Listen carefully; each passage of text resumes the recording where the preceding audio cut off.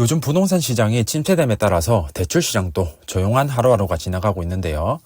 작년에는 특례 보금자리론 시행으로 인해서 시끄러웠었는데 올해는 특례 보금자리론이 폐지되고 기존 보금자리론으로 돌아왔죠.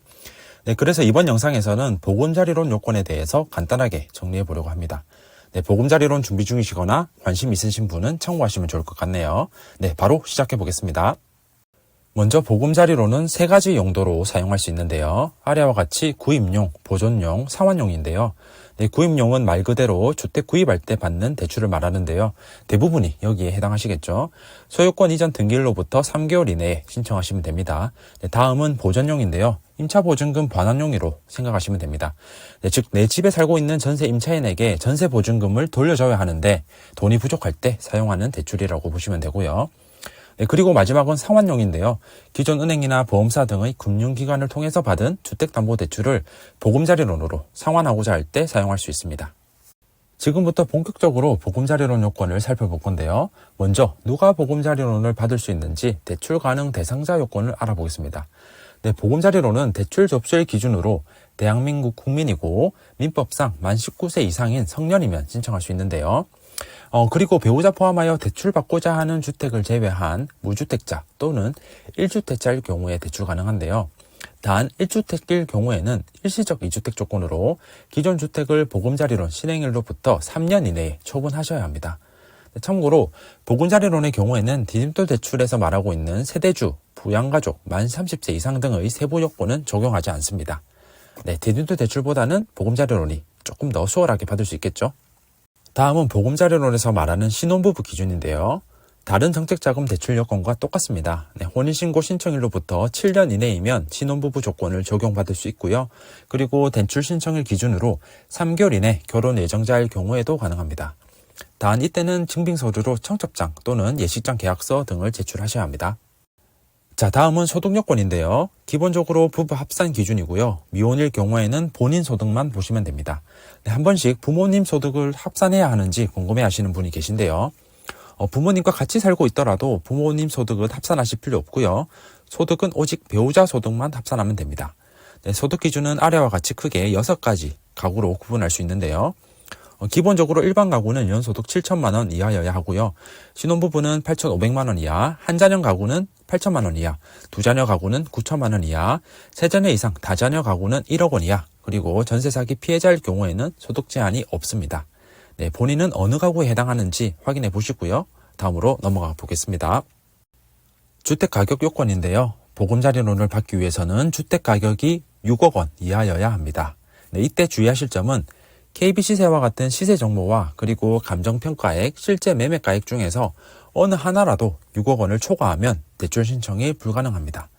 단 대출 신청할 때는 6억 원 이하였는데 실제 대출 실행일에 주택가격이 6억 원을 초과하게 될 경우에는 대출 신청할 때 주택가격 기준을 적용하기 때문에 대출 실행이 가능한데요. 그런데 예외적으로 사실 이럴 경우는 잘 없겠지만 대출 신청한 이후에 주택가격이 급등해서 대출 실행일에 주택가격이 9억 원을 초과하게 되면 보금자리론 실행이 불가능합니다. 참고하시고요. 다음은 주택면적 요건인데요. 디딤돌 대출과 버팀목 대출과 같은 다른 정책자금 대출은 전용면적 85제곱미터 이하의 제한을 두고 있는데 이에 반해서 보금자리론은 주택면적에 제한이 없습니다. 아시겠죠? 그리고 대출 한도인데요. 아래와 같이 크게 4가지 가구로 나눌 수 있습니다. 일반 가구는 3억 6천만 원까지 대출이 가능하고요.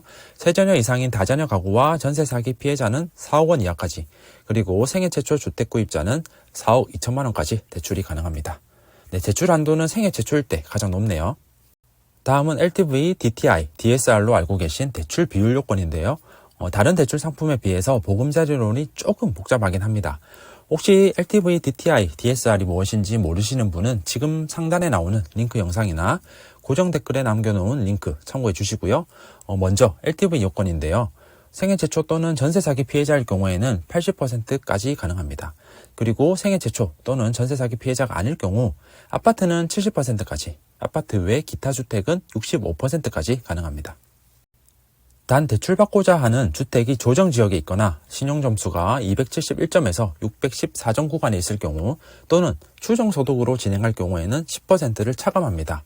네, 예를 들어서 생애 최초가 아닌 사람이 아파트 담보로 대출을 받을 때는 LTV 70%까지 가능하지만 본인 신용점수가 500점이면 10% 차감해서 60%까지 가능하다는 건데요. 그런데 조정지역에 한해서 실수요자 생애 최초 전세 사기 피해자 중 하나에 해당하면 10% 차감을 제외해 줍니다. 네, 이해되시죠? 자, 넘어가기 앞서서 한 가지만 짚고 넘어가자면 신용점수가 271점에서 614점일 때 10% 차감한다고 말씀드렸었는데 그렇다면 271점 미만일 경우에는 어떻게 될까요? 네, 아쉽게도 신용점수가 271점 미만이면 보금자리론 실행이 불가능합니다. 네, 신용점수가 낮은 분은 한번 확인해 보시고요. 다음은 DTI와 DSR 요건인데요. DTI는 다른 정책자금 대출과 동일하게 60%를 적용하는데 전세 사기 피해자는 100%까지 가능하고요. 그리고 조정지역은 10% 차감하는데요. 단 앞서 말씀드린 LTV 요건과 동일하게 실수요자, 생애 최초, 전세 사기 피해자 중 하나에 해당하면 차감에서 제외합니다.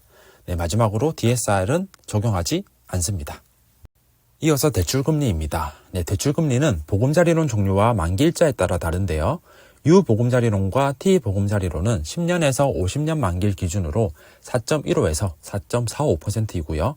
이에 반해 아끼미 보금자리론은 0.1% 우대 적용받아서 4.05에서 4.35%입니다.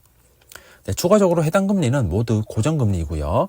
40년 만기는 만 39세 이하, 신혼가구인 경우에는 만 49세 이하일 때 가능하고 50년 만기는 만 34세 이하, 신혼가구인 경우에는 만 39세 이하일 때 가능합니다. 네, 다음으로 넘어가기에 앞서서 유보금자리론, T보금자리론, 그리고 아끼미 보금자리론의 차이가 무엇인지 궁금하신 분이 계실 텐데요. 이전에 다른 영상에서 상세히 설명드린 적이 있는데 다시 한번 간단하게 설명드리면 유보금자리론은 한국주택금융공사 홈페이지 통해서 신청하는 보금자리론이고요. T보금자리론은 은행에 방문해서 직접 신청하는 보금자리론입니다. 네, 마지막으로 아끼미 보금자리론은 유보금자리론과 동일하게 한국주택금융공사 홈페이지 통해서 신청할 수 있는데요.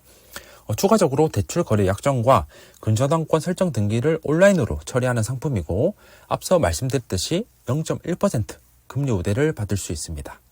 네, 그렇다면 무조건 아끼미 보금자리론을 받는 게 유리하겠죠?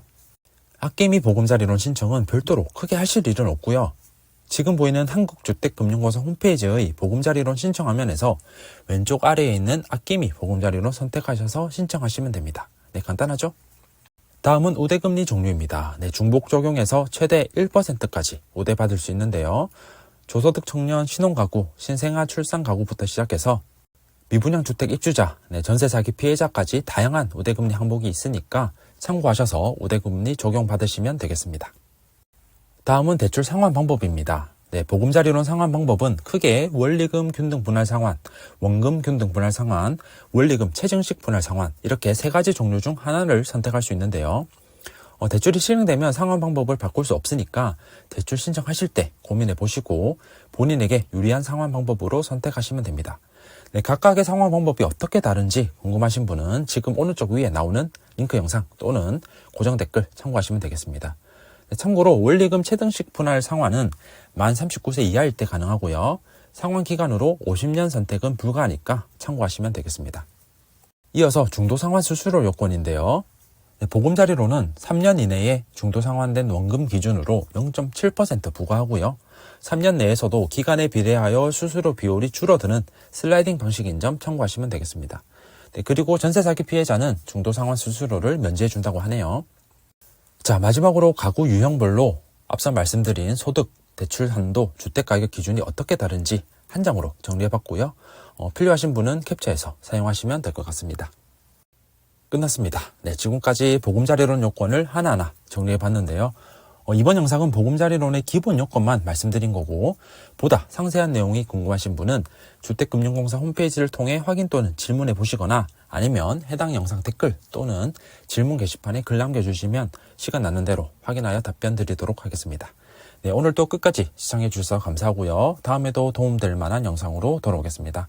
네, 행복한 하루 보내세요.